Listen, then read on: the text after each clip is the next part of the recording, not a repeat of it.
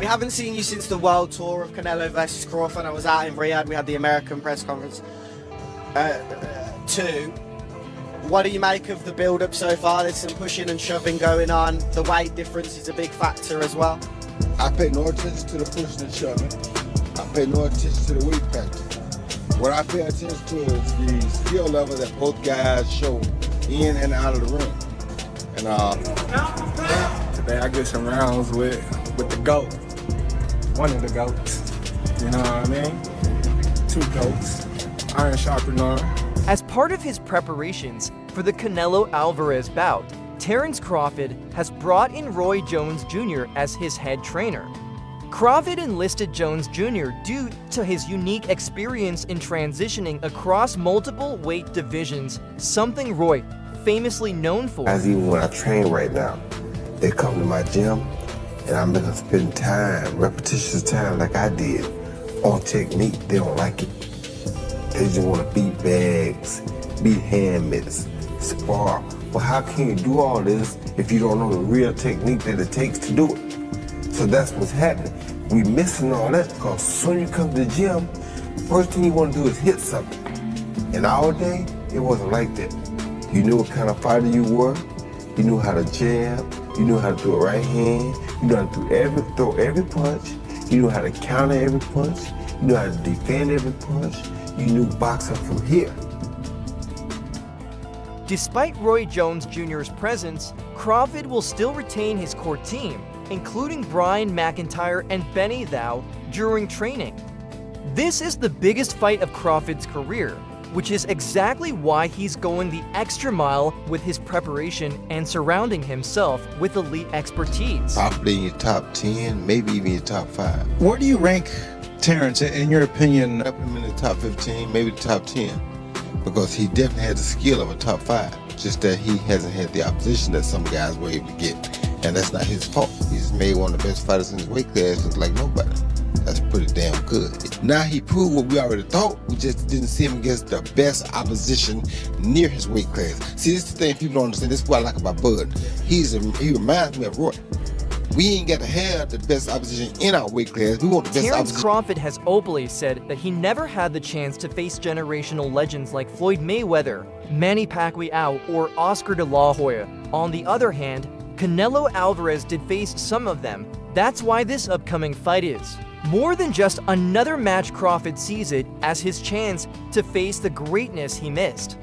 With Roy Jones Jr. in his corner, Crawford is stepping up to weight classes with the goal of making history as the first male boxer to become undisputed. World champion in 3 divisions, Roy's own journey across multiple weight classes mirrors Crawford's ambition. Our weight class. There's been discussion that maybe, Crawford and Inoue are going back and forth tussling for like pound for pound, that maybe Inoue because of the multiple weight divisions. You're shaking your head no. Tell me why no. Because Inoue also, when he first moved up, he lost to Dolan. Don't forget that. Bud ain't lost nobody. Moving up or down, he moved up 3 times. He lost nobody. Don't tell me. Roy Jones Jr. himself captured a world title in the 168 lb super middleweight division, the same weight class in which Crawford and Canelo will be fighting.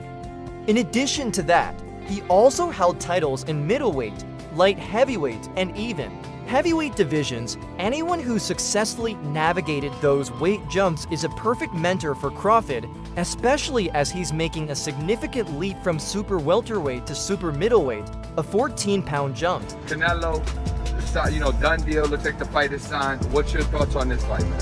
Man, it's a great fight for boxing. I know people don't agree with it, but if Canelo fights one inkling of the wrong fight, he's gonna lose.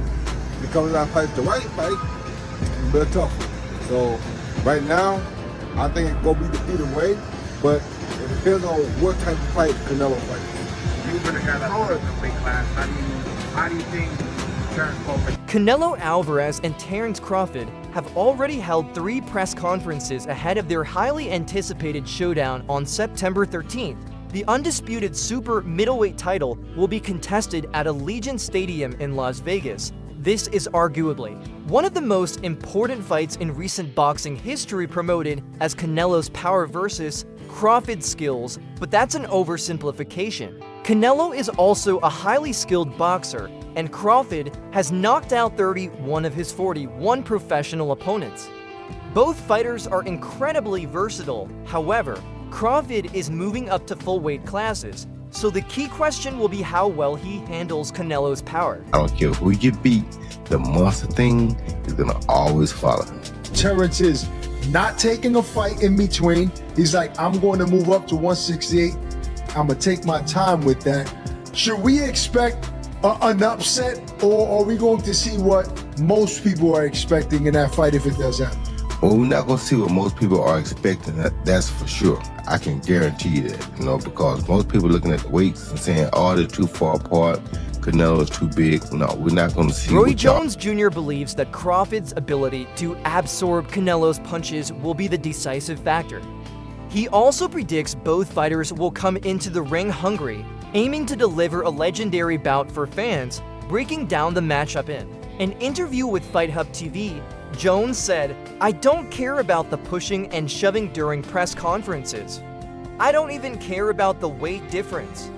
What matters is the skill level both men bring in and out of the ring."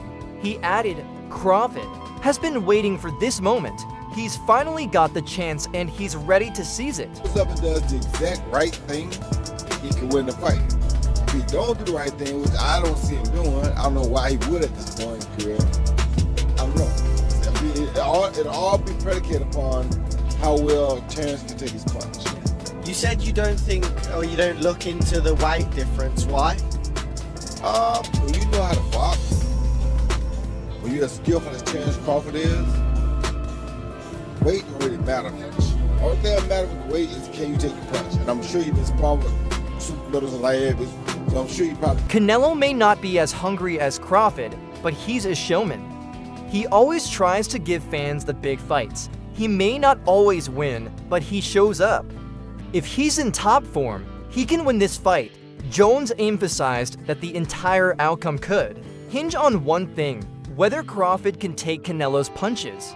When you're as skilled as Crawford, weight doesn't matter as much. The only thing that matters is if you can take the punch.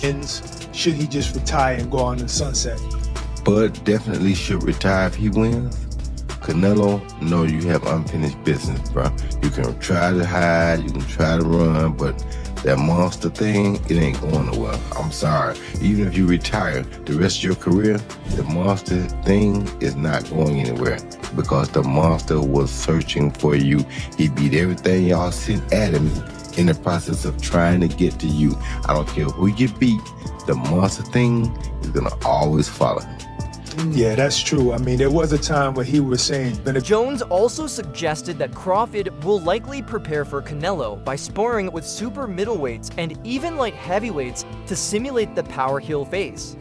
Crawford must fully believe in his ability to take Canelo's shots. Before officially joining Crawford's camp, Jones told Mill City Boxing that although he admired Crawford's skills, he saw Canelo as the early favorite. Saying like, hey, forget about Canelo.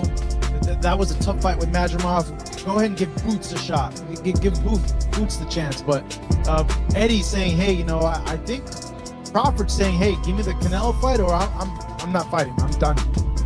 Why? What do you got to prove to Boot? Boot trying to take over and start beating the guys around him. He's the best of that group. Bud is in the group above him. Bud don't need to come back down to 47 to beat him. That's crazy. Why would he? Bud looks to try to make history and get out. Get his big bank and get out. His big bank. I like Terrence, said Jones, but I lean toward Canelo early because of his size. He continued, if Terrence survives the early rounds and adjusts, he becomes a major problem for Canelo. But it all comes down to how he handles the power. If Canelo can shake Crawford and force him to change his game plan, he can win. But if Crawford can take the punch and stick to his strategy, Canelo's got a real problem. Jones's insight highlights just how crucial it will be for Crawford to neutralize Canelo's trademark power. If you love boxing and never want to miss a punch, make sure to subscribe to Fight Update for the latest news, training camp insights, press conference drama, and exclusive analysis of your favorite fighters. From breaking headlines to fight night breakdowns, we've got you covered. So hit that subscribe button and ring the bell to stay ringside with us every step of the way.